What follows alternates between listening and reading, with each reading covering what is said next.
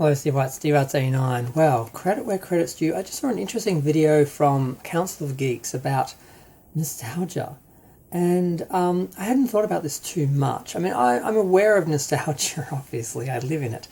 And since the you-know-what, like 5 years ago, I started collecting figures and things again. I'd stopped collecting Star Trek because I collected toys and stuff when I was younger. When I was a teenager, I basically went around and bought everyone else's toys that I grew up with. And then sort of finished up those collections, then sort of stopped. And then I just sort of focused on Star Trek. And then Discovery came out and I said, you know what, I'm not going to support this franchise anymore. And I just stopped spending money, and then I had money just sort of piling up. I'm like, you know what, maybe I'm just going to collect some of those other things that I'd sort of always sort of put secondary to Star Trek, like the Smurfs and Transformers and He-Man and Ghostbusters and superheroes. And I've really had a lot of fun the last few years just collecting all these things. But I mean, and I've been aware of it because I'm thinking, why am I doing this? Why am I enjoying this? What am I getting out of this? And nostalgia is a real thing.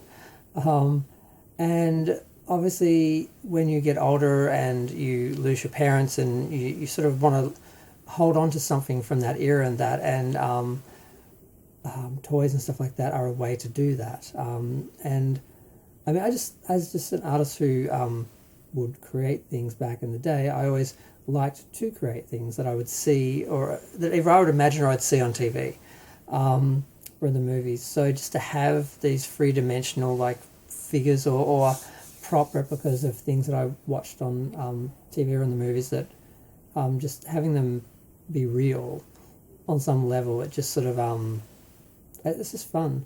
So I've always been a collector, and I've always been interested in stuff, but I've been aware that there's this idea that like finally the toy industry has sort of understood that we're actually a big part of the community. We're always sort of secondary to kids, obviously, but now kids aren't playing with toys so much anymore, but yet adult collectors and the people who used to play with toys are still buying toys to maintain that connection to their youth and nostalgia. And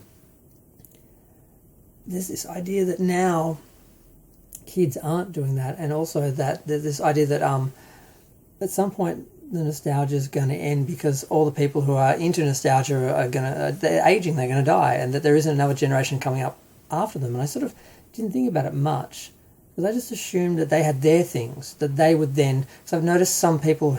God, it's really scary. Like, the reissues that I bought for, like, the 20th anniversary of, like, He-Man and Transformers, they're all, like, 20 years old now. So my reissues are now vintage. And I've noticed people who grew up watching Transformers, Cybertron and Energon and the Transformers movies. There are people who watched the first Transformers movie who are now like 18. Or actually they would have been older, so like they're in their 20s because they were like a kid when they saw that. Now they're looking, some of these people are looking at the new stuff that I consider the new stuff as old stuff. That's their nostalgia, what they grew up with. And I just sort of always assumed they went back to the original. Like when I was a kid, I Next Generation and that was the thing. That was like the current Star Trek. But I went back to the original series and started from there. So I just sort of assumed that that's what other people did, that they looked at a franchise as a whole and started at the beginning.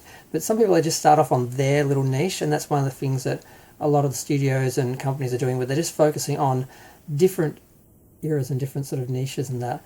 And they're breaking the franchise up as a whole, and they're becoming very divided between new fans and old fans. And you know, it's something Star Trek dealt with really well that other franchises aren't doing as well. But the whole point of his video was that a lot of the kids who are now getting to the nostalgia age, they're not nostalgic because they didn't have a good childhood. They didn't have great franchises like we did with, you know, the original Star Trek and Superpowers and Super Friends and the Superman films of Christopher Reeve, and like Thundercats and He-Man and Transformers and Rainbow Bright and Barbie and My Little Pony and all that sort of stuff that we had, which were all really great franchises that were really marketed well to us, that we really got the most out of and had really great childhoods on some level with that.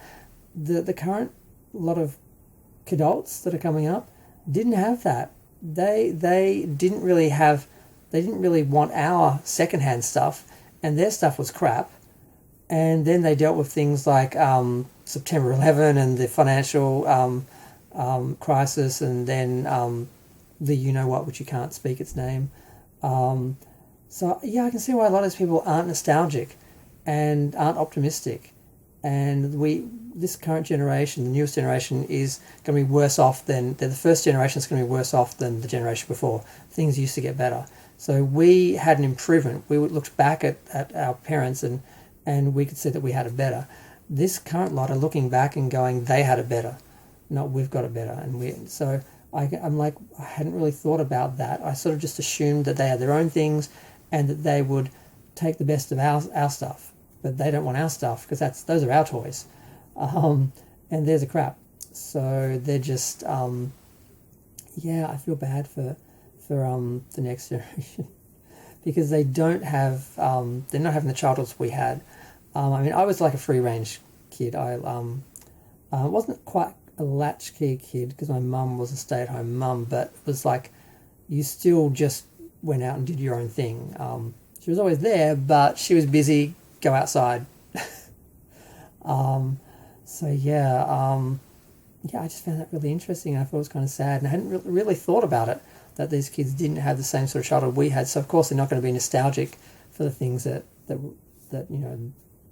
they had, and they're not going to be nostalgic for our things, even though they're better because they're not theirs. So I just thought that was really weird and interesting and sad, and had to comment on it for a minute.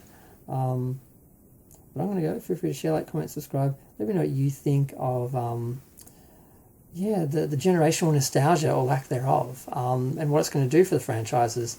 Like, will Star Trek and Star Wars and stuff like that, will they survive? Because we can only keep going so long. If another generation of kids doesn't come up and enjoy our stuff or have their own version, then where are these franchises going to go? They can't keep doing what they're doing. But do they know that? Are they just going to run it all into the ground and then I don't know what? It'll be interesting to see what happens in the next 10, 20 years, but I need to stop talking. I'm going to go. Bye.